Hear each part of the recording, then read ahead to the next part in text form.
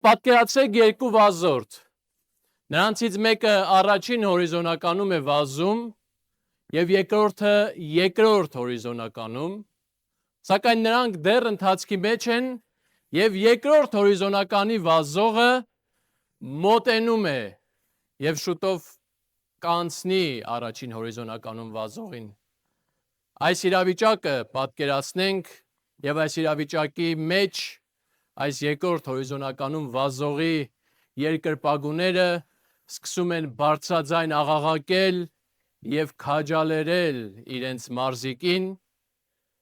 և սա բացասական է անդրադառնում առաջին տեղում վազողի համար։ Այս պատկերը պիտի խնդրեմ, որպեսզի մեզ հետ պահենք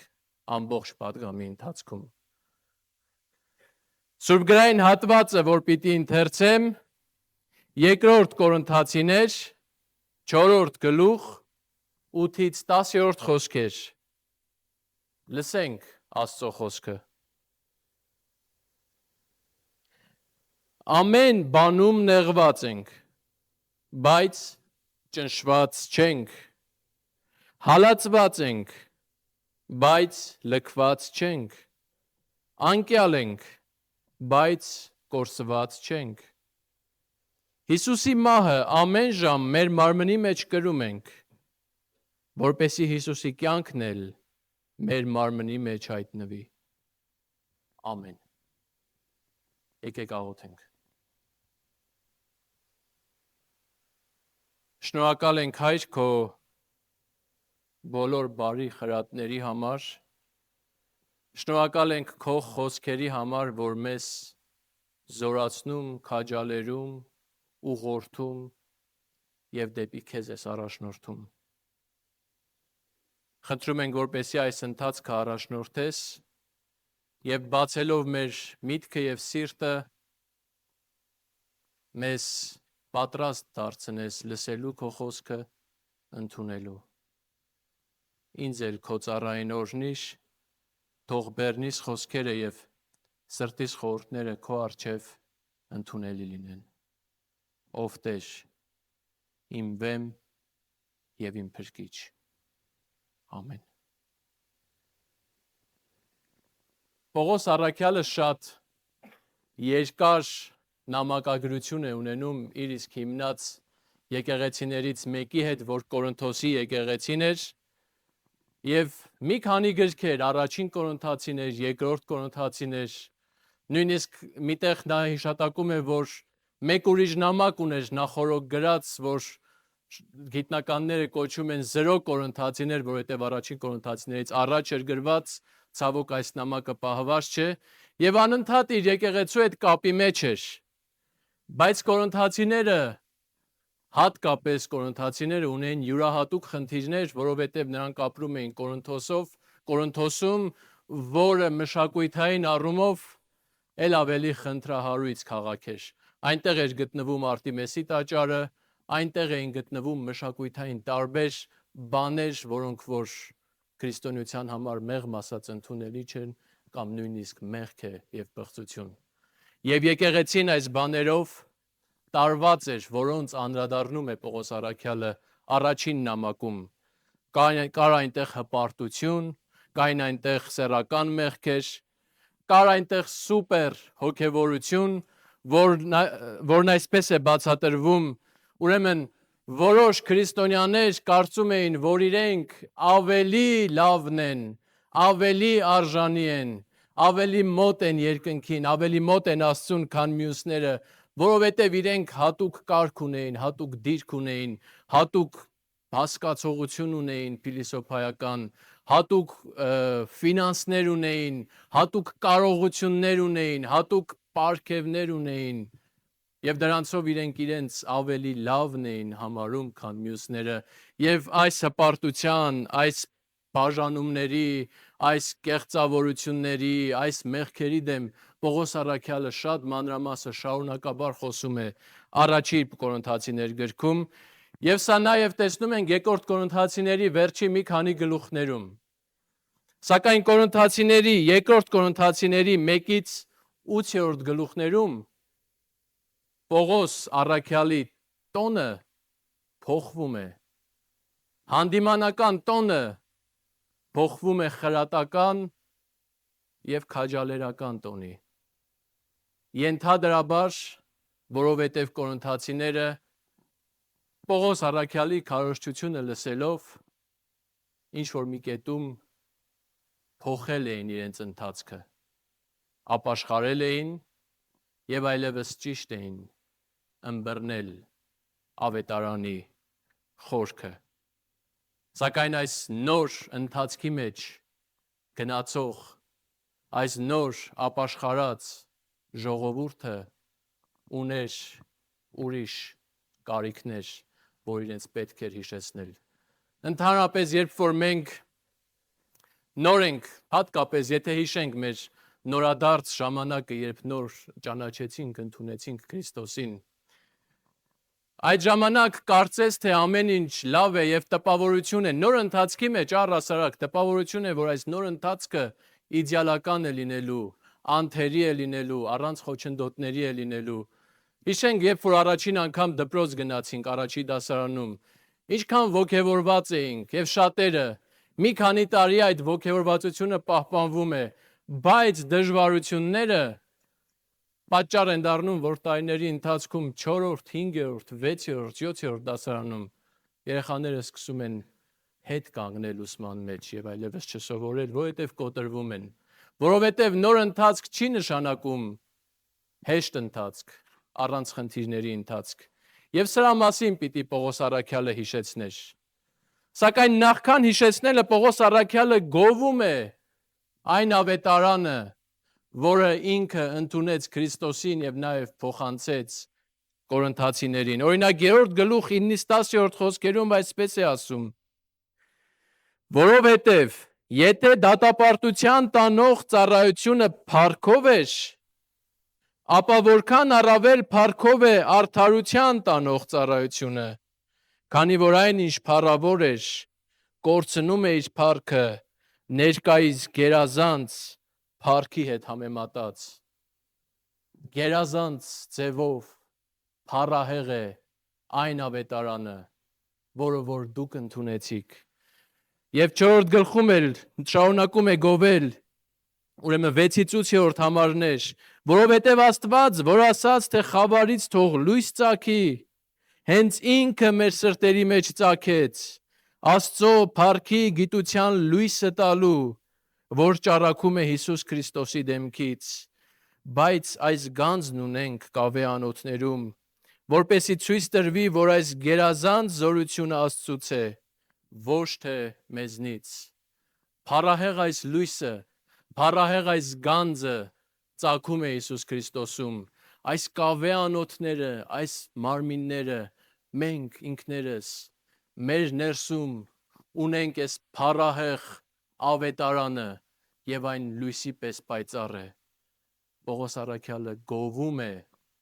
այն ավետարանը, որը որ ընդունեցին, եւ հետո անդրադառնում այն դժվարություններին, որոնց նրանք պիտի առերեսվեին։ Բոլոր կողմերից ճնշված ենք, բայց կոտրված չենք։ Մի պատկեր է փոխանցում Պողոս առաքյալը, որտեղ մանավանդ հիմա, երբ որ տեխնոլոգիան զարգացել է, ճնշման տակ, այսինքն ճնշումի տակ դրված առարկաները լավ ենք պատկերացնում, թե ինչպես երկու կողմից առարկան ճնշվում է եւ հիմա կպայթի։ Բոլոր կողմերից ճնշումի տակ ենք, ճնշվում ենք, բայց չենք կորսվել, բայց այդ պայթյունը տեղի չի ունեցել, ճնշումը իրական է, պայթյունը իրական չէ։ Տարակուսած ենք, բայց տարակուսանքին մատնված չենք։ Բնագրի մեջ, հուներենի մեջ երկու կողմերում բայցից առաջ եւ բայցից հետո Պողոս առաքյալը նույն արմատ բառն է օգտագործում, որ տարակուսած է նշանակում, շփոթված է նշանակում, սակայն բայցից առաջ նշում է, որ սա տեղի է ունեցել, իսկ բայցից հետո ասում է, բայց սա մեզ չի մատնել, մենք սրան չենք մատնվել, մենք սրան չենք տրվել, սա մեզ չի հաղթել, Հալածված ենք, բայց լքված չենք։ Հալածված բառի համար նորից պատմությունը, Վասկուղու պատմությունը, որ ամենասկզբում պատմեցի, հենց այս դրվագը նկարագրող բառն է Աստվածաշունչը առհասարակ հալածանք բառի համար օգտագործում, որ նշանակում է հետևից գնալ, որ նշանակում է հետևից հասնել, հիմա պիտի հասնի և պիտի հաղթի։ Հալածանքը մեր հետևից եկող այս վազորդը մեր հետևից գալիս է և կարծես հիմա պիտի հասնի մեզ, կարծես պիտի հիմա հաղթի մեզ, բայց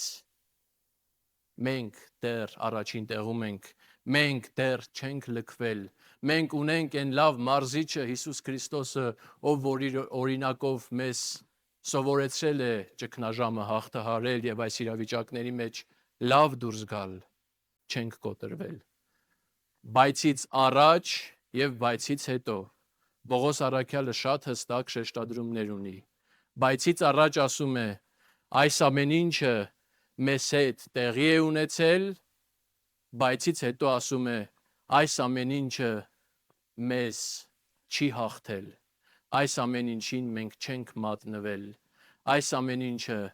վերջը չէ։ Սևակը հետաքրքիր բանաստեղծություն ունի, որ նման ոճով է նկարագրում մարդ էլ բանաստեղծությունը, որտեղ այսպես է սկսում. Դու որ սխալվել, սակայն չես ստել, կորցրել ես հաճախ, բայց նորից գտել, դու որ սայթաքել ու վայր ես ընկել ես,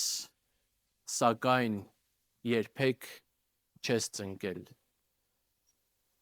Սևակն էլ Պողոս առաքյալի ոճով նորից այս նույն բայցից առաջի և բայցից հետոյի սկզբունքն է դնում, որ եղել է, սայթաքել ես, ընկել ես, սխալվել ես, բայց երբեք դրան չես պարտվել։ Հետո Պողոս առաքյալը շարունակում է 10-րդ համարում, հիշեցնում է Հիսուսի մահը։ Ամեն ժամանակ Հիսուսի մահը կրում ենք մեր մարմինների մեջ։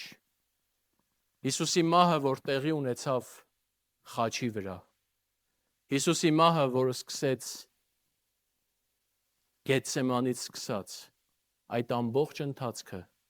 այդ ամբողջ չարչարանքի և մահվան ընթացքը, Ղուկասի ավետարանը Գեթսեմանի աղոթքը հետաքրքիր մանրամասնով և դետալով է նկարագրում, ասում է, երբ որ Հիսուսը աղոթում էր, նրա քրտինքը արյան փոխվեց։ Մեր օրերում գիտնականները այս սինդրոմը կարողանում են նկարագրել, բժիշկները գիտեն, թե սա ինչ է։ Այս սինդրոմը կոչվում է հեմատոհիդրոզ։ Սա մի իրավիճակ է շատ հազվադեպ տեղի ունեցող, երբ ծայրահեղ տագնապի, ծայրահեղ վախի, ծայրահեղ անհանգստության ժամանակ մարդու արյունատար անոթները կարող են պայթել և նրա արյունը և քրտինքը խառնվել իրար և երբ որ քրտնում է արյուն քրտնել։ Հիսուս Քրիստոսը անցավ այս ամեն ինչի միջով։ Հիսուս Քրիստոսը եղավ այդ վազքուղու մեջ, որտեղ իր հետևից էլ վազում էին իրեն բռնելու համար։ Հիսուս Քրիստոսը եղավ այն բոլոր չարչարանքների մեջ, որ մենք կրում ենք, և սա Պողոս առաքյալի համար քաջալերանք էր, մխիթարություն էր և օրինակ էր։ Հիսուսի մահը ամեն ժամանակ մեր մարմնի մեջ ենք կրում։ Դրա համար էլ բոլոր կողմերից ճնշված ենք, բայց կոտրված չենք, տարակուսած ենք, բայց մատնված չենք, հալածված ենք, բայց լքված չենք, ընկած ենք, բայց կոտրված չենք։ Այստեղ մի պահ ուզում եմ կանգ առնենք միասին մտածելու համար։ Ինչպես ենք մենք վերաբերվում մեզ հետ տեղի ունեցողին։ Ինչպես ենք մեր նոր ընթացքի մեջ, նոր տարի է և նոր ընթացք է, և մեր կյանքի տարբեր փուլերում նոր ընթացքների մեջ ենք, ինչպես ենք մենք պատրաստվում դիմակայել մեզ հետ տեղի ունեցողներին։ Մարդիկ առհասարակ սիրում են ժխտել, մարդիկ առհասարակ սիրում են փախնել, դեղորայքով, շատ ժամանակ նույնիսկ ծխախոտով, խմիչքով, թմրանյութերով, մարդը սիրում է ինքն իրեն թմրեցնել, որպեսզի չտեսնի, թե ինչ է տեղի ունենում մեզ հետ, որպեսզի չառերեսվի տեղի ունեցող իրականության հետ։ Հայկական իմաստությունը այսպես է ասում. կեշ, խմի, քեֆ արա, որովհետև աշխարհում կա մահանալ։ Այս իմաստությունը նորից մեզ փախուստի իրավիճակի մեջ է դնում։ Ինչ որ տեղի ունենում քեզ հետ, ինչքան կարող ես հեռու վանիր քեզնից, ինչքան կարող ես անտեսիր, թմրեցրու քեզ ուտելով, խմելով, խրախճանքներով եւ կյանքի տարբեր լավ կամ վատ բաներով կարող ենք մենք մեզ թմրեցնել։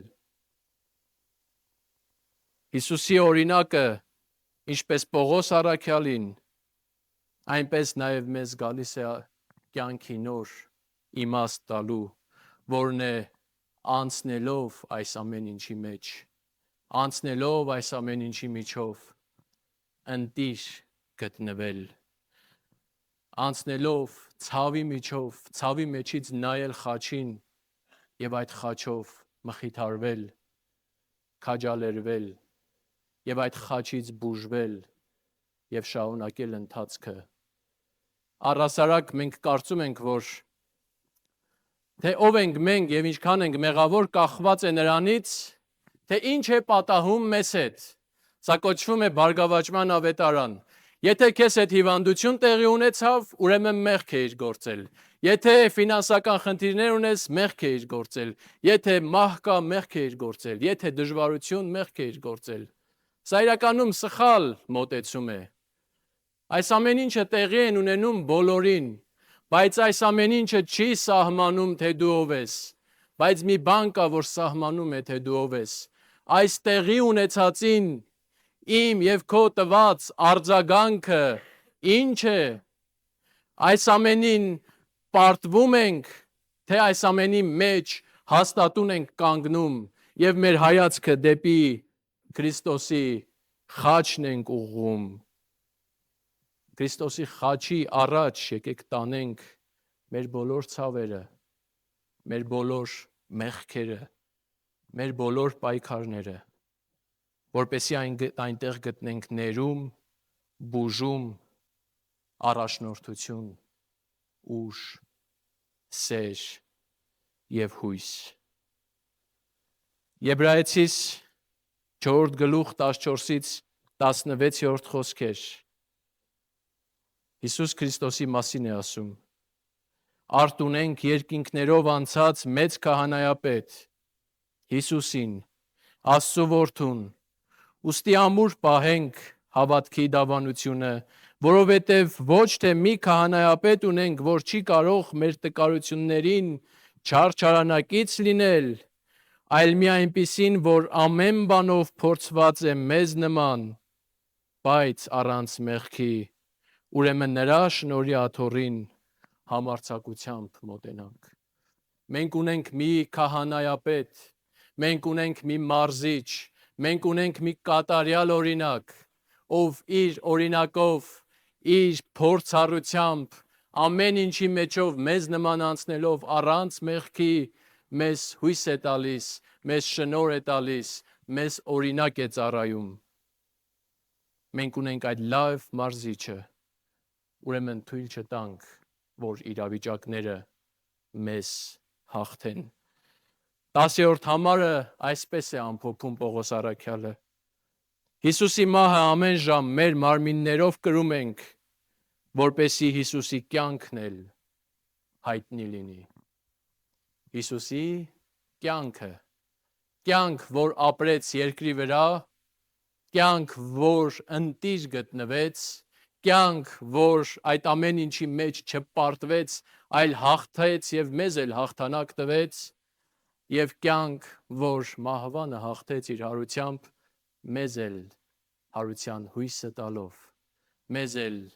ապագայի հանդեպ հույսով լցնելով, որ